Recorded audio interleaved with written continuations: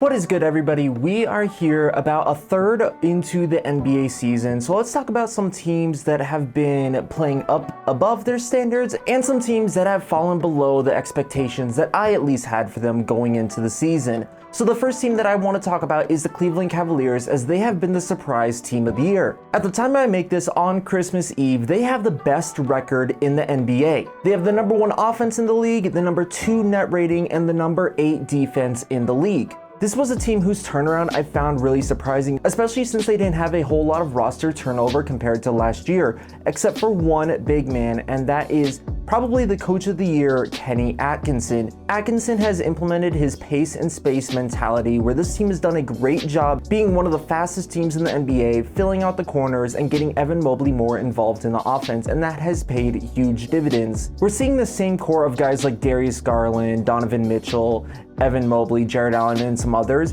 We're seeing this exact same core, but we're seeing so much scoring come out of them. Donovan Mitchell's having a solid year. Darius Garland is having one of his best seasons from 3 in his career. Evan Mobley is taking a huge jump this year, and Jared Allen has been pretty solid as well. And that's all without talking about some of their bench and other supporting players, guys like Karis LeVert, Dean Wade, Ty Jerome. You could really go on and on with this team. It's no surprise that they're as good as they are. I was always kind of one to kind of doubt the smaller guard pairing, but the fact is that they have the number 1 offense, and that front court with Jared Allen and Evan Mobley is probably the best front court in the NBA, at least from a pure defensive standpoint. There was a little part of me that expected that this team would not be as good as they are, or that they would at least fall off. We're pretty far into the season, and that hasn't happened yet. Next team to talk about is the Boston Celtics. Despite some of their injuries and the lineup rotations that they've had this year, this has still been a very, very good team, and there is no championship drought overhanging this team. And what is there to say about the Boston Celtics that hasn't already been said? They have the shooting, as they're literally leading all NBA teams ever, shooting 51 3-pointers per game, absolutely breaking the limit on the amount of threes you can shoot. They have great size, they have great playmaking, they're great on defense,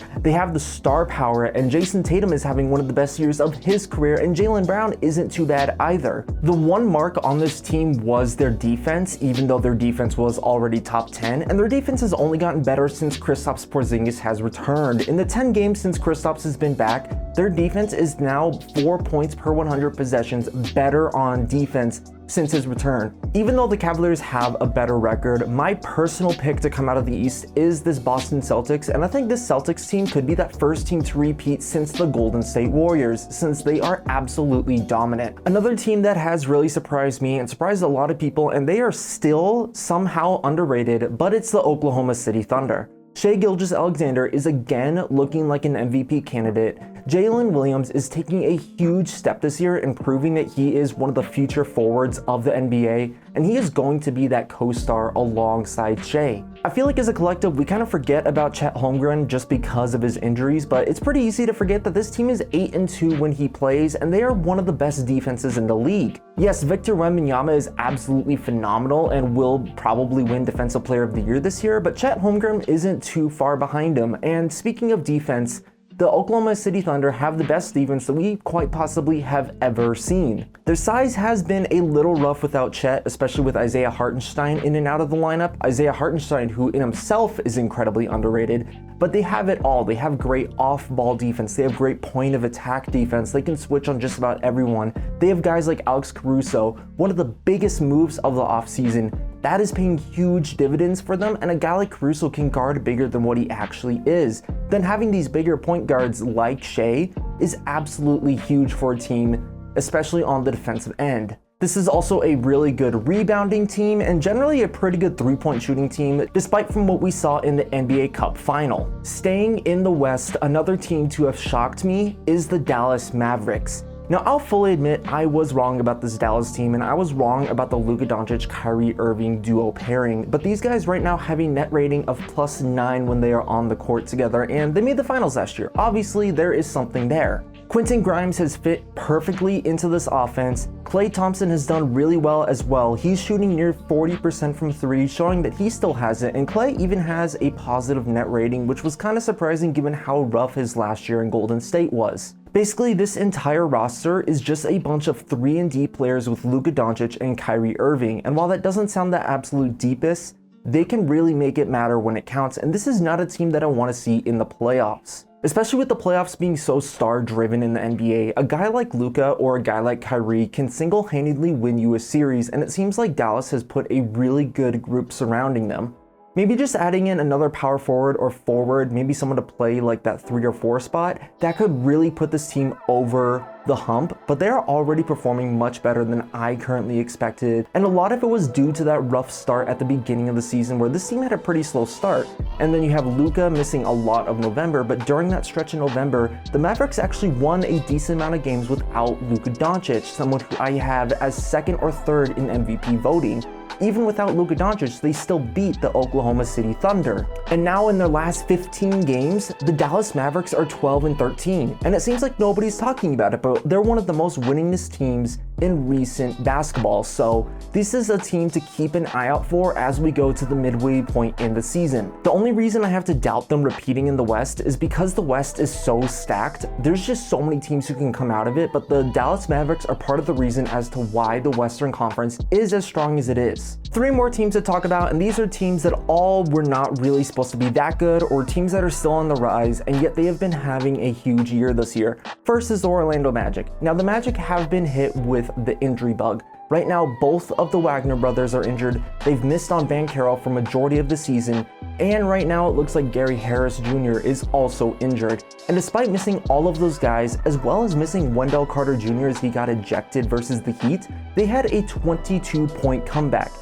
I'll say that again, they had a 22-point comeback against a well-coached Miami Heat team without their 2 best players. And I have to give a shout out to Franz Wagner, one of the most surprising studs of the season. I don't think anybody could have predicted what he has done, as he is on a near all-NBA potential.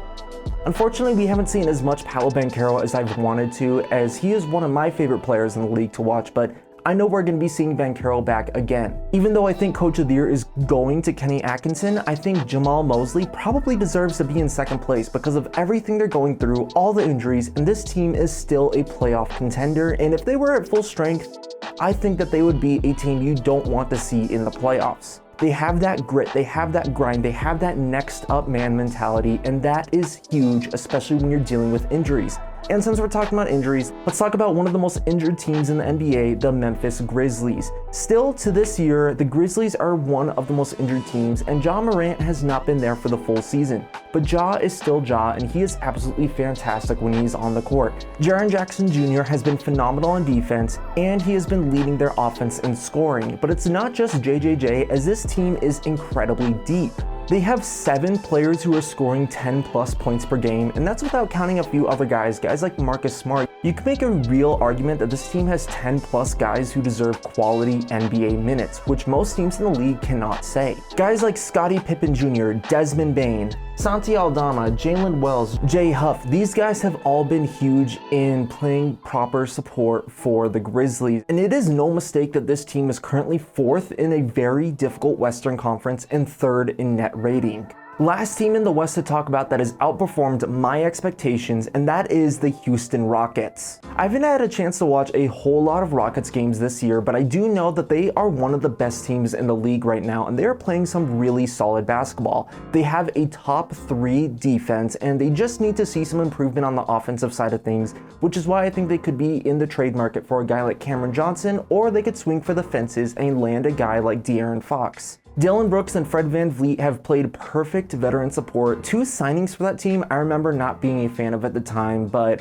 who am I to say? There's a reason why I'm not an NBA GM. Amen Thompson has been showing a lot of growth this year, and despite being a sub 30% 3-point shooter and someone who basically has not been able to space the floor at all his career, he went 6 of 10 against the Pelicans, and it makes me wonder if this guy can actually develop some sort of outside game, or if he is just going to be that inconsistent kind of shooter. And of course, you have to talk about one of the best centers in the league who is not talked about enough, Alperen Sengun. He had a pretty slow start to the year, but he's picked it up. He's definitely been their anchor on the defensive end, and I think he has a higher offensive ceiling than what we have now, and we just have to continue to see him grow, and maybe pairing along someone like De'Aaron Fox might just help them take that next step. Also, quick shout out to the Clippers. This is a team that I actually thought was going to be a lot worse than what they are, especially since they don't have Kawhi Leonard, but they've been pretty solid this season and are currently, I think, in the 6th seed right now in the West. which is pretty good. It's definitely above some teams that you think would be more talented. All right, let's talk about the underperforming teams now, and I think this first one is pretty obvious, but the Philadelphia 76ers. This team just doesn't have the cohesion, they don't have the consistency, and they have been killed by injuries. I mean, who could have seen that one coming? Joel Embiid just hasn't been on the court as much, but when he is on the court, he's Joel Embiid. He's a very good basketball player, obviously. Paul George has been struggling with injuries this season, and when he's played, he hasn't looked like the Paul George that we knew him as. And with this big contract that he has, likely the last big contract or possibly even last contract in his career, things are not looking as bright in Philly as they were over the summer. Next team to be massively underperforming is my favorite team, the Phoenix Suns. Now I just made a plus 30-minute video ranting about these guys, so you should definitely go check that out. But to sum it up for you, Bradley Beal has still been disappointing with a massive net negative rating. Jusuf Nurkic is way past his prime and not the guy that the Suns traded for. He cannot defend very well, and the Suns as a whole just can't defend. They are a top 5 offense, but they're a bottom 5 defense. They're too small, they can't defend, and they can't rebound. Next is one of the Suns' rivals, and a team that actually beat my Suns as I watched them in person, the Sacramento Kings. They have been having a disappointing year despite a big signing in DeMar DeRozan over the offseason. If this was 2 or 3 years ago, that DeMar DeRozan signing may have put them over the hump, but instead, this DeMar DeRozan signing is just clogging their offense, and it's been making it harder for guys like Sabonis and Fox. Now, those two have been having a pretty good year on their own. Fox is on the way out and could possibly be gone at the trade deadline or in free agency, which has to make Sacramento fans nervous, because if you lose Fox, what then happens to Domantas Sabonis? Keegan Murray has definitely not had the start of the season that you want to see from him either, with that three-point shooting just going away after having one of the best rookie three-point shooting seasons that we have ever seen. And last but not least, a team that will be getting a whole video on themselves, a team that is underperforming, is the Minnesota Timberwolves. These guys obviously got the wrong end of the trade when it came from Karl Anthony Towns to Julius Randle. Randle has no cohesion with this team, and this team's chemistry has clearly dropped from what they once were. The Wolves just have no offense, and now it seems like Anthony Edwards and Rudy Gobert is the 2.0 version of Donovan Mitchell and Rudy Gobert. Anthony Edwards has been having a pretty good season, especially from 3, where he's been taking about 4 more at a much better percentage, but I have to wonder if by taking more 3s we're losing out on other parts of his game. His points per game are still the same despite making more 3s at an efficient rate. You don't see that very often.